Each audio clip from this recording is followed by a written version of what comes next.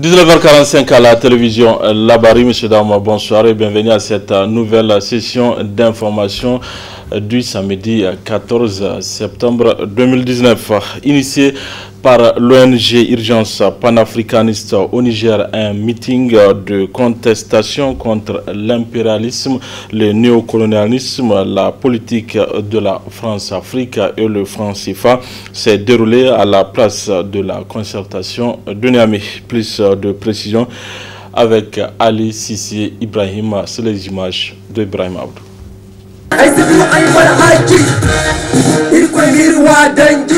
La place de la concertation de Niamey a été aujourd'hui le théâtre de l'expression d'un grand mécontentement.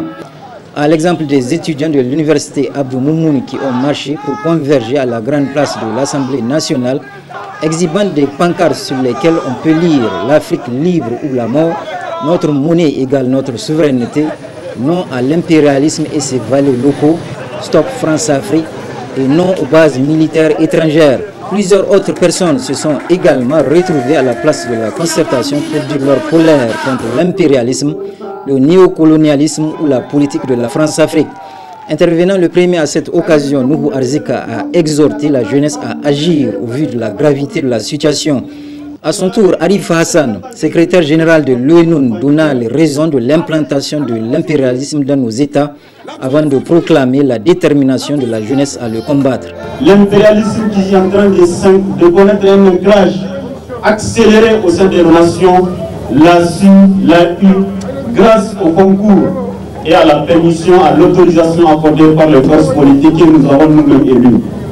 Je voudrais appeler nos leaders politiques, tant sur le plan national que sur le plan africain, de leur demander de jeter un regard de par la fenêtre pour constater la mobilisation de la jeunesse estudiantine, la jeunesse scolaire, la population du Niger. Je leur dirais tout simplement à tous les leaders politiques africains qu'ils sachent que les enfants héritiers de la tribu des Zoulous, que les héritiers de la Terenga, que les héritiers Mandin, que les héritiers Zerma, les héritiers Hausa, les héritiers Kanuri, les Arabes, que les héritiers tout simplement des dignes fils de l'Afrique sont éveillés et réveillés et ont compris comment est-ce que leurs États sont en train d'être gérés. Nous dirons à ces voyous spécialisés à la prostitution politique que la jeunesse nigérienne et au-delà la jeunesse africaine s'engage à les combattre jusqu'à leur dernier recoin. Quant au coordinateur de l'ONG Urgence panafricaniste Abdraman Oumarou, il ne manqua pas de fustiger l'implantation des bases militaires dans nos pays. Imaginez un peu le paradoxe que constitue la présence de ces bases étrangères dans nos pays. D'une part, rien ne se passe dans nos pays et qui échappe à leur réseau d'écoute, d'espionnage, mis en place le plus souvent avec malheureusement la complicité d'agents locaux recrutés dans toutes les sphères, armée, police, journalistes et malheureusement au niveau même de la société civile. Pire, notre pays, tout comme le Mali, le Burkina Faso, n'ont jamais payé un aussi lourd tribut autant qu'après l'installation de ces armées étrangères dans nos pays respectifs. C'est pourquoi nous nous interrogeons sur la pertinence de cette présence militaire sur notre territoire. Du reste, nous sommes convaincus que nos FDS ont des compétences et des capacités pour assurer par nous-mêmes la sécurité de nos frontières et de nos populations, à la seule condition que les dirigeants actuels leur en donnent effectivement les moyens. Plus encore, Abdraman Oumarou, après avoir évoqué l'inconséquence de continuer à utiliser le franc CFA, mit l'accent sur le comportement de certains chefs d'État africains qui ne favorisent pas l'émergence d'une véritable nouvelle monnaie. Les dernières déclarations d'Emmanuel Macron, du président Ouattara et de Macky Sall sur le rapport de la future monnaie éco et la France laissent entrevoir une volonté maléfique de procéder à un simple élargissement du franc CFA et à d'autres pays non francophones. Je parle du Nigeria et du Ghana. Ce comportement de ces sous-préfets français est pour nous non pas seulement un mépris pour le peuple africain, mais c'est tout simplement une déclaration de guerre à sa jeunesse. Enfin, il faut préciser qu'à cette manifestation contre l'impérialisme et tous ses travers, plusieurs artistes rappeurs nigériens se sont succédés sur le podium pour chanter le malaise des populations, mais aussi la mauvaise gouvernance qui les engendre.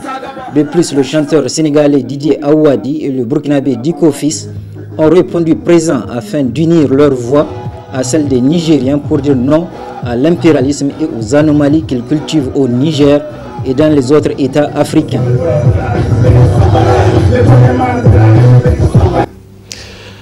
À quelques heures de la rentrée académique au niveau secondaire, les préparatifs vont bon train dans les différents établissements publics et privés. Constat avec Balkissatou Tahirou et Sadou Doumi. Dans la quasi-totalité des établissements tant publics que privés de Niamey, les préparatifs pour la rentrée des classes au niveau du secondaire se passent dans de bonnes conditions. Toutes les dispositions sont prises pour entamer la nouvelle année académique 2019-2020, selon les responsables d'établissement. Les préparatifs pour le niveau secondaire, le second cycle, ça se passe bien. Donc on a fini les tableaux de service des enseignants, l'emploi du temps. Et on a aménagé aussi les salles de classe et on est en train de acheminer les fournitures pour le second cycle. Ça se passe bien.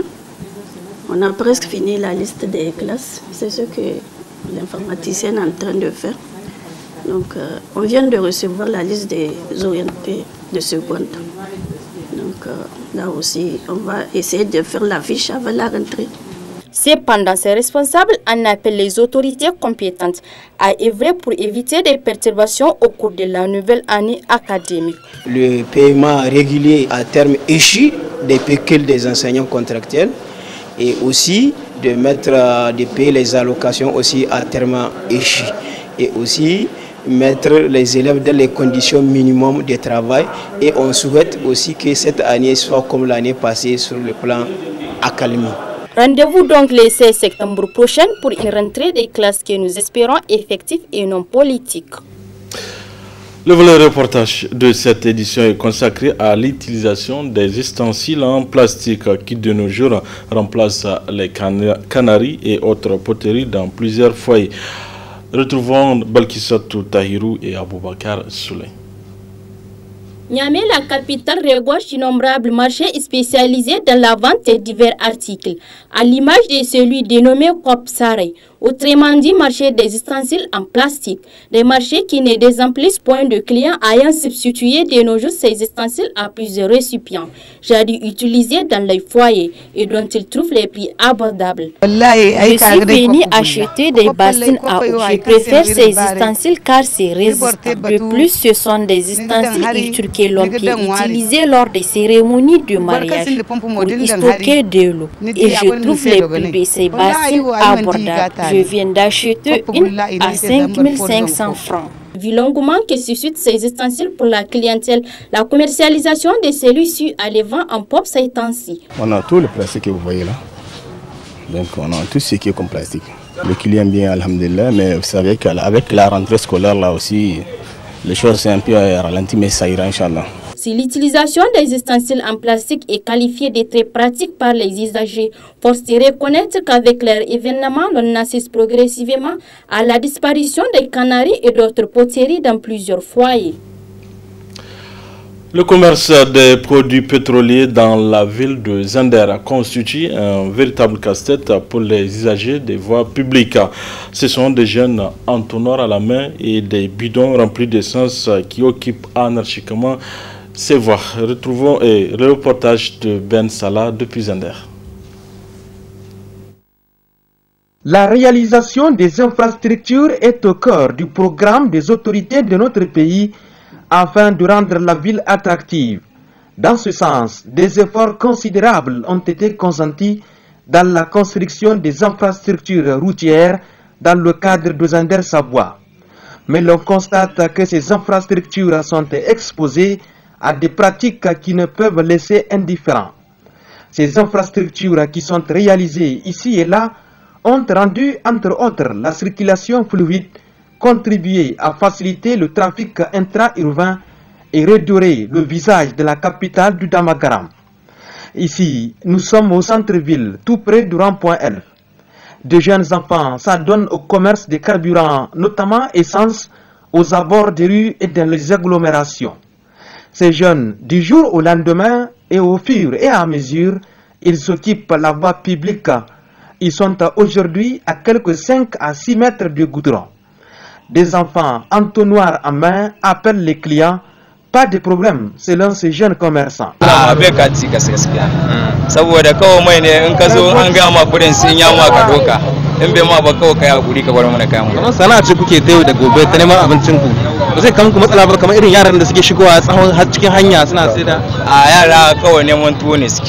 yara kowa an kare ba iya launi yake ba matsala ba muna kwatanta musu kaman kawai da harkoki irin wannan na shiga da wuta gurin kwalta irin wannan yaro bar shiga kwalta ka zamana kana zamana irin raban ka ne Allah zai kawo ma kasida kawai. La rareté de stations-service contraint la majorité de la population à se tourner vers cette essence de rue, souvent bon marché, servi à des bouteilles et des bidons.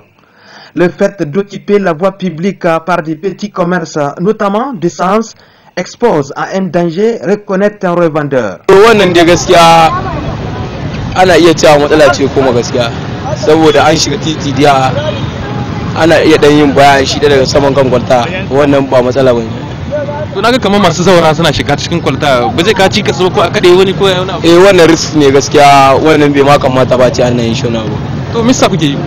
Wallahi sha'anin ne na neman na wannan sai a hankali gaskiya saboda yara ne ake kawo ajiya wajen kasuwai yara ko ba su da hankali da su ce wannan bai kamata wannan ya kamata. Il revient la responsabilité aux autorités administratives et municipales de prendre des mesures afin de lutter efficacement l'occupation des voies publiques par le vendeur ambulant et de cette situation de pagaille qui s'installe progressivement au niveau de cette route transsaharienne, la route de l'autogare Zander. C'est un devoir pour chaque citoyen de protéger ses infrastructures publiques compte tenu des ressources que le gouvernement investit pour leur réalisation et leur utilité. Si rien ne fait, ces infrastructures risquent de se dégrader très rapidement, d'où l'urgence de continuer la sensibilisation quant au comportement à adopter vis-à-vis de ces biens publics. Du sport dans cette édition, la Fédération nigérienne de Maracana a un nouveau bureau dirigé par Adamou Ari. L'élection a eu lieu ce matin au cours d'une assemblée générale élective. Ainsi, le président sortant Megizo passe le témoin à Adamou Ari pour un mandat de 4 ans. Ibrahim Tikire et Chebou Gisso. Après 4 années couronnées de succès à la tête de la Fédération nigérienne de Maracana et discipline associée Fenimada, le président Sadou Megizo a décidé de passer le témoin. Et cela malgré la proposition de la majorité des délégués présents qui ont demandé à Sadou Megizo de remplir pour un second mandat.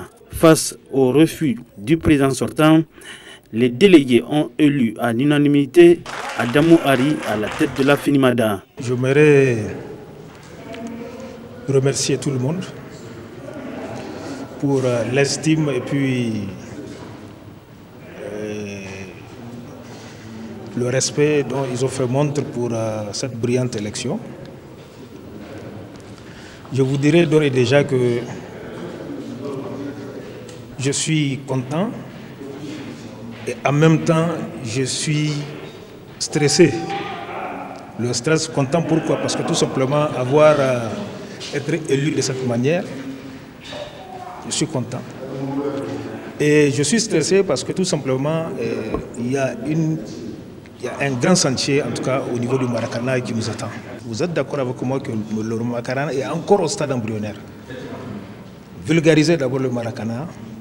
Le premier défi d'abord, c'est aller à la CAN, qui va se dérouler en Guinée cette année à partir du 23 septembre.